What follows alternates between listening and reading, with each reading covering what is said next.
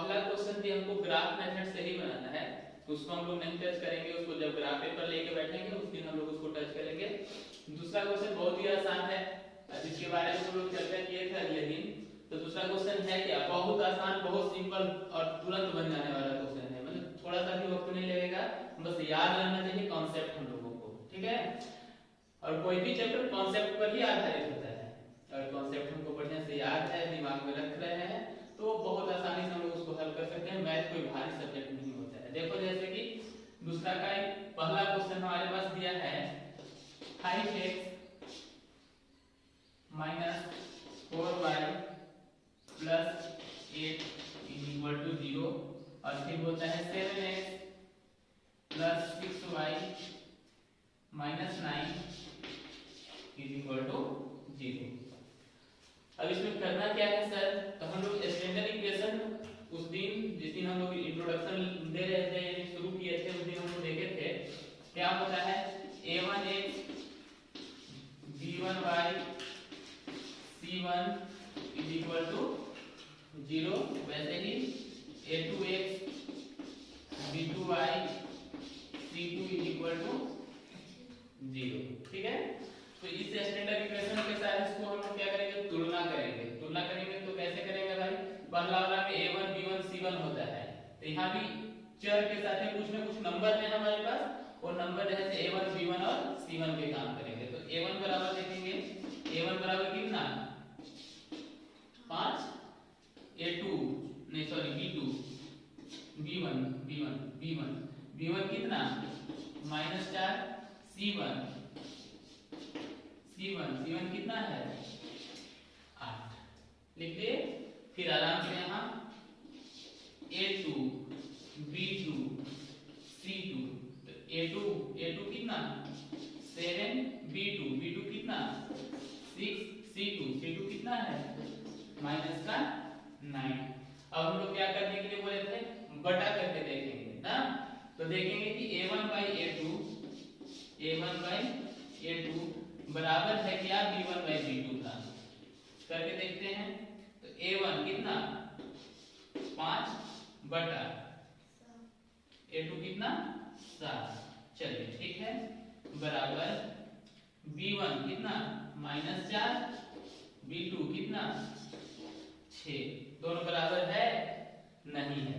तो बराबर जब नहीं होता है तब क्या होता है, तो सर हम लोग को सिर्फ बताना है इसमें कि कैसा हल होगा।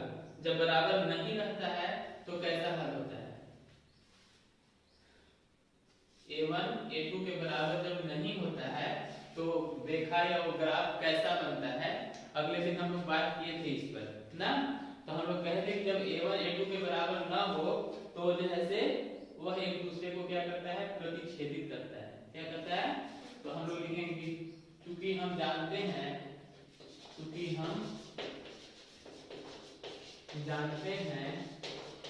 कि a1 by a2 is not equal to b1 by b2। तो देखिए ग्राफ हमारा बनता है कैसा, दोनों लाइन एक दूसरे को क्या करेंगे, प्रतिच्छेदित करेंगे, दोनों लाइन एक दूसरे को क्या करेंगे, प्रतिच्छेदित करेंगे। तो कहेंगे कि कैसा बनेगा ग्राफ भाई, प्रतिच्छेदित करेंगे। बताना था क्या क्या चीज, क्वेश्चन बोला था हमसे कि आपको बताना है, तुलना करके याद कीजिए कि निम्न समीकरण युग्म द्वारा निरूपित रेखाएं एक बिंदु पर प्रतिच्छेदित करता है, समांतर है अथवा समपाती है। तो क्या बोलेंगे कि यह एक बिंदु पर क्या कर रहा है, प्रतिच्छेदित कर रहा है,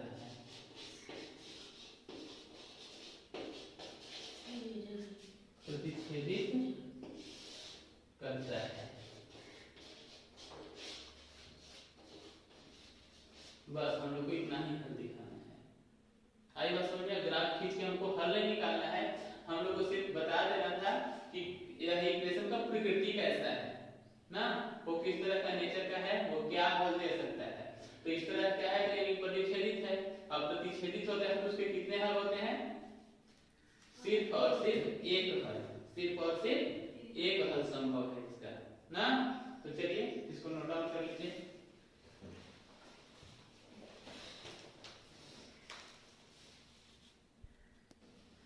कॉन्सेप्ट जानना जरूरी है। कॉन्सेप्ट अगर जान रहे हैं तो बहुत आसानी से, जैसे दूसरा देखो, दूसरा का दूसरा क्या बोलता है दूसरा, 9x plus 3y plus 12 is equal to 0।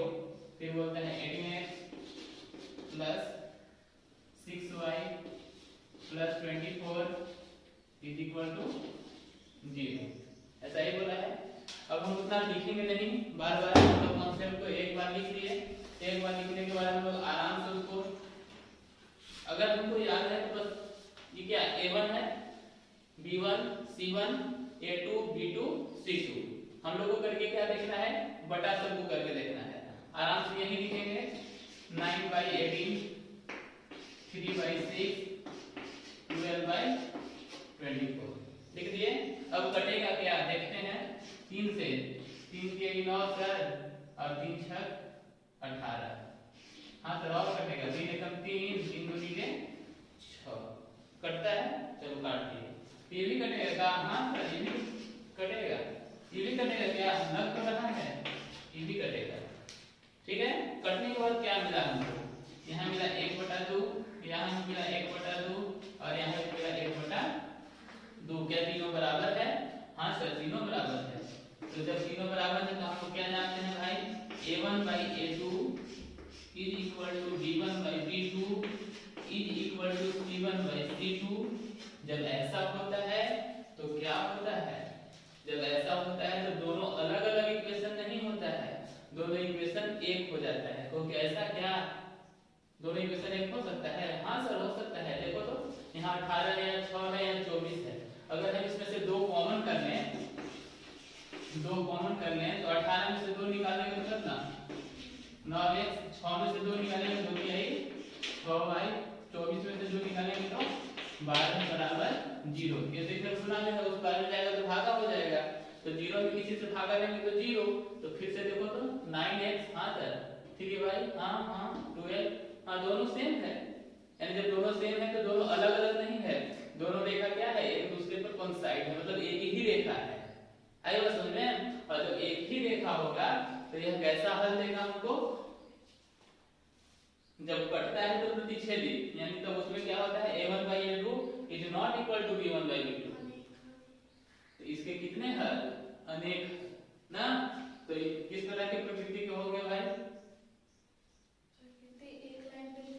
हाँ इसको कहते हैं संपाती होगा। कैसा होगा, संपाती होगा। तो बोलेंगे कि यह संपाती है। बस इतना ही बता देना है। क्यों ऐसा है, क्योंकि a1/a2 बराबर b1/b2 बराबर c1/c2 होता है। तो यह रेखा कैसा बनता है, एक रेखा और इसी पर दूसरा रेखा भी बन जाता है, मतलब अलग नहीं, यही रेखा हो जाता है। इसी पर सारे पॉइंट्स एक दूसरे को क्या हो जाते हैं, एक ही बिंदु पर सारे पॉइंट्स आ जाते हैं। जब ऐसा होता है, जब ऐसा है तो इसको कहते हैं कोइंसाइड कर गया, इंग्लिश में बोलते हैं, हिंदी में कहते हैं संपाती हो गया। ठीक है, तो यह हमारा समीकरण इस तरह का रहेगा, तो इसको बोलेंगे संपाती हो गया। ठीक है, अब इसका तीसरा देखते हैं। एक और कंडीशन था उस पर वो आ रही है। तीसरा क्वेश्चन भूलिएगा, हटा देते हैं इसको, दिक्कत नहीं ना। तीसरा बोलना, तीसरा का इक्वेशन क्या है,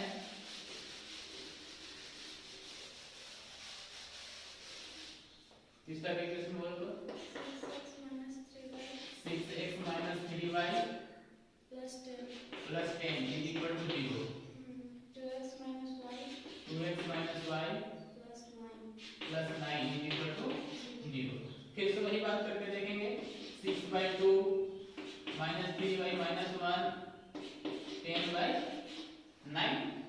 अगर कटता है तो काटेंगे, तो यहाँ तो कट रहा है सर, 2 3 6, यानी यहाँ 3 आ रहा है, माइनस माइनस यहाँ भी खत्म हो गया, यहाँ 3 आ गया, लेकिन यहाँ नहीं कट रहा है, नहीं ना।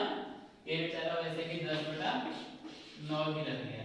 तो क्या लिखेंगे, ये दोनों तो बराबर है लेकिन ये बराबर नहीं है, तो कहेंगे a1/a2 is equal to b1/b2 but not equal to c1/c2। अब इस तरह की स्थिति में भी कुछ ना कुछ हम लोग लिखे थे, क्या लिखे थे, जल्दी से बताओ। इस तरह की जब रहता है तो क्या लिखे थे, जब a1 by a2 बराबर होता है b1 by b2 के, तो रेखाएं जो हैं से समांतर हो जाते हैं। क्या हो जाते हैं? तो कैसी प्रकृति है? समांतर है, समांतर रेखा। और समांतर रेखा होगा तो क्या होगा? इसका कोई हल नहीं। आई बात समझ में? इस तरह से इस इक्वेशन का कोई हल आपको प्राप्त नहीं होगा। तीन ही है और है तीन है, तो तीनों का स्थिति हम लोग जान गए। याद रखना कॉन्सेप्ट क्या होता है? a1 by a2 is not equal to b1 by b2। इस स्थिति में कहते हैं कि रेखा कैसा होगा? एक दूसरे को प्रतिच्छेदित करेगा और इसका सिर्फ और सिर्फ एक हल होगा। ठीक है। दूसरा हम लोग देखे हैं कि a1 by a2 बराबर है b1 by b2 के, लेकिन बराबर नहीं है c1 by c2। अगर ऐसा होता है तो क्या होता है? दोनों रेखाएं एक दूसरे के समांतर हो जाते हैं ना, और समांतर होते हैं तो इसका कोई हल नहीं मिलता है। एक और स्थिति है हमारे पास, a1 by a2 is equal to b1 by b2 is equal to c1 by c2। जब इस तरह की स्थिति आता है तो दोनों इक्वेशन का रेखा क्या होता है? एक दूसरे पर कोइंसाइड कर जाता है, समपाती हो जाता है, और इसके बहुत सारे हल हो सकते हैं ना, बहुत सारे हल। जैसे हम लोग ग्राफ बना रहे थे ग्राफी विधि में, उस तरह से ग्राफ में कैसे x का वैल्यू रखो, y का वैल्यू खुद मिल जाएगा। हां, इस तरह से जितना रखते जाओ वैल्यू मिलते चला जाएगा। उसका कोई गिनती है? कॉपी भर जाएगा, लेकिन हम लोग उसका गिनती खत्म नहीं कर सकते हैं। इस तरह से तीनों स्थिति अगर हम लोग को याद है तो क्वेश्चन नंबर दूसरा आराम से बन जाएगा। ठीक है। अब क्वेश्चन नंबर तीसरा देखना।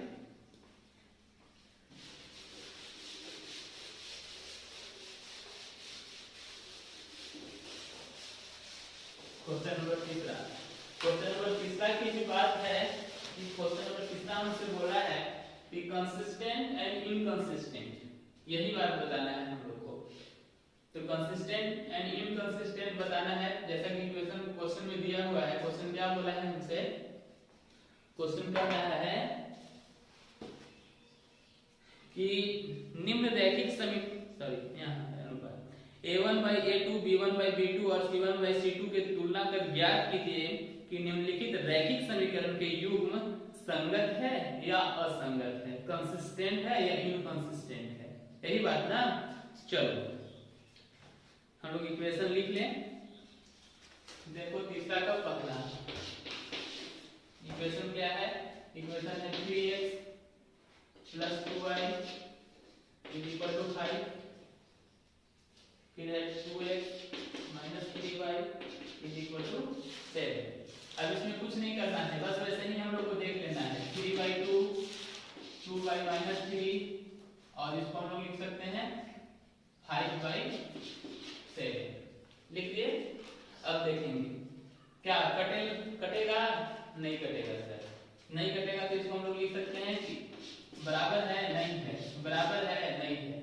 जब शुरू वाला ही बराबर नहीं है तो a1 by a2 is not equal to b1 by b2। जब बराबर नहीं होता है तो क्या होता है? एक दूसरे को क्या करता है? रेखा प्रतिच्छेदित करता है, और प्रतिच्छेदित करता है तो ये कंसिस्टेंट है या इनकंसिस्टेंट है? इसको कंसिस्टेंट कहते हैं। आइए समझे। कंसिस्टेंट मतलब, कंसिस्टेंट का हिंदी में बोलते हैं इसको संगत। ऐसे हम लोग ग्राफ में इसको कह सकते हैं कि इसका कोई विरोध नहीं कर सकता है, इसका सिर्फ और सिर्फ यूनिक हल यानी एक हल होता है ना। लेकिन यहाँ हम लोग को वो चीज नहीं बताना है, हम लोग को बताना है कंसिस्टेंट है या इनकंसिस्टेंट है, मतलब संगत है या असंगत। सिर्फ दो बातें बताना है। तो कैसा है ये? संगत है। कैसा है? बस इतना। दिक्कत है इसमें? नहीं है। इसी तरह से हम लोग इक्वेशन थर्ड का दूसरा देखें तो दूसरा हमसे बोला है 2x - 3y = 8, फिर बोलता है 4x - 6y = 9। कुछ मत करो, 2/4 3/6 माइनस में 8/9। ये तो माइनस माइनस सर प्लस हो गया। ये कटेगा क्या? हाँ सर कटेगा। ये भी कटेगा, हाँ सर ये भी कटेगा, लेकिन ये तो बेचारा नहीं कटेगा। इसको लिखेंगे क्या कि 1/2 बराबर है, हाँ 1/2, लेकिन बराबर नहीं है कौन? 8/9। तो जब ऐसा होता है तो क्या होता है? दोनों एक दूसरे के क्या हो जाते हैं? समांतर हो जाते हैं। और जब इस तरह का हो जाता है तो होगा तो क्या हो जाएगा, असंगत हो जाएगा। आई बात समझ में। फिर अगला एक इक्वेशन देख लेते हैं। चलो इसको नोट डाउन कर लो, अगला थोड़ा बटा में है।